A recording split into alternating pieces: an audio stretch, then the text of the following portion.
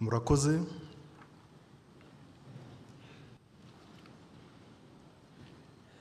Nyakubahwa Perezida wa Repubulika, nyuma yo kugezwaho iki kiganiro n'urubyiruko, kiratugaragariza nta gushidikanya ko niba urubyiruko nk'uru rushobora kwitanga, numvise banakoresha ijambo gukotana, rukishakamo imbaraga rushingiye ku byo u Rwanda rwabahaye.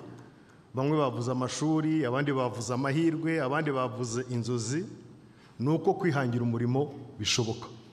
Ndavuga mu rubyiruko. Biratanga icyizere rero ko n'abandi nibakora nkabo, ejo habo, ejo h'uru Rwanda uretse kuba heza, hari n'abazasimbura abababanjirije. Ndavuga twebwe, ndavuga mwebwe mwicaye ku rundi ruhande. Uru rubyiruko mu gukomeza kubaka iki gihugu, icyo cyizere muragitanga, mwakoze cyane. Birerekana kandi ko imbaraga abababoneye izuba bakoresheje, ndetse bamwe bakasiga ubuzima ngo u Rwanda rube rugeze aho turubona ubu, zitapfuye ubusa. Muzakomereza aho ngaho. Nyakubahwa Perezida, mubitwemereye, twakwakira ibitekerezo n'ibibazo kuri iki kiganiro. Turahera ku bari hano, ndetse tujye no hirya no hino ku badukurikirana ku ikoranabuhanga, twibutsa buri wese kurasa ku ntego, kutwibwira no guhita arasa ku ntego. Ari ushima, ari ubaza ikibazo, yirinde gusubiramo ibyavuzwe n'abandi cyangwa gushimangira.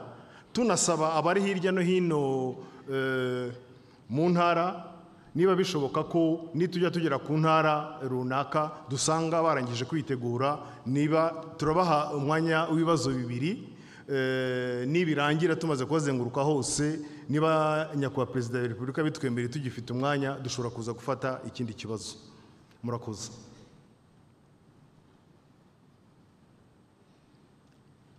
Mubitwemereye twatangirira. Murakoze Nyakubahwa Perezida wa Repubulika. Mu gusobanura kenshi iyi nama tuvuga yuko ari inama ihuza abanyarwanda ndetse n'inshuti z'u Rwanda. Hari Dr. Sinayiti uri hano wifuza kugira icyo avuga, ndumva twamuha ijambo akaba ari we duheraho.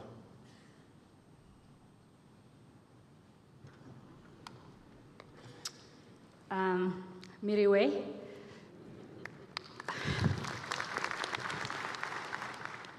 Thank you. You have to allow me to speak in English. Your Excellency, I think first I would like to start by how the last 2 days have been incredibly inspiring, and how much humbling it is to sit and listen from everyone, including you, Your Excellency, about the price that was paid to get the country where it is today now. And at a personal level, I feel a little guilty that I get to enjoy this peace and security and tranquility.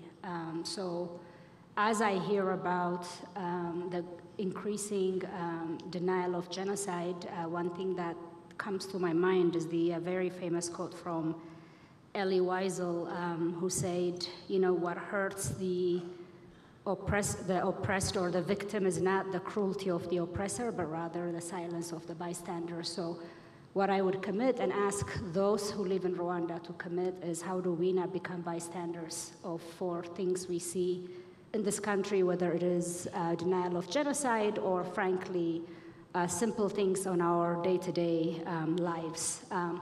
Second, I want to say, Your Excellency, I think you have succeeded in imparting your bold vision and innovation and conviction on the youth. The panel this morning is quite inspiring, hearing from each and every one of them that they are ready to take their destiny in their hands, and expecting from government only an enabling environment and support, but they are willing to innovate, create, and take chances, and they see a brighter future, which is quite encouraging.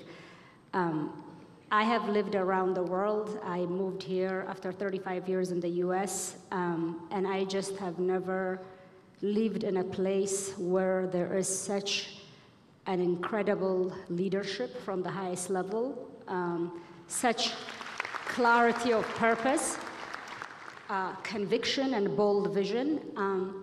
And I think one of the things that I hope, that I would love to see more in the coming year is how's that bold vision and conviction trickling down? How are people owning? Because you can set very bold ambition. I mean, the president can only do so much. Yesterday he talked about, and one of the panelists recited that, as Rwandan, you talked about how we cannot afford to take things for granted and, not work 2 hours. When others work 2 hours, we should work 10 hours. And when others should walk, we should run. We don't have the luxury. So I think that sense of urgency, I would love to see it shared more.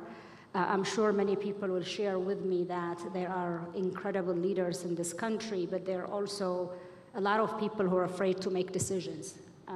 You go to government offices, you go to places, and you see a lot of inaction, fear of failure. But if we're talking about being a great country and being a middle-income country in 2050, it's going to require, the path to greatness requires incredible sacrifice and hard work and risk-taking. And I think we can't take this opportunity we have of such clear and bold leadership for granted. So my appeal to the youth and to the leaders and to partners in the room is, how do we take advantage of this bold opportunity to deliver at scale? We heard, yes, there are a lot of amazing things, but we also heard about the teen mothers, right?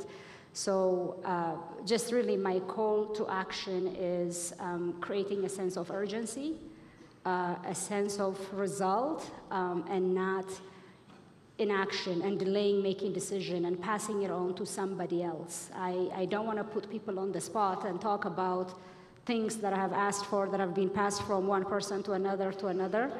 And oftentimes sort of people feel like by passing it to someone else and not making a decision, that thing will disappear, but it won't. And then ultimately when someone higher up asks about it, it becomes a crisis. So how do we get out of this firefighting mode and really strengthen our systems and institutions, but really with a commitment? I mean, the young people say it really well, that not accepting mediocrity and working with the sense of urgency. But for me, I would say this 2 days have been incredibly inspirational, and I'm leaving with a sense of duty and responsibility as a Rwandan and fellow Rwandan, and I will extend this call to all Rwandans and friends of Rwanda to help deliver on the president's vision. So thank you very much for the opportunity to comment.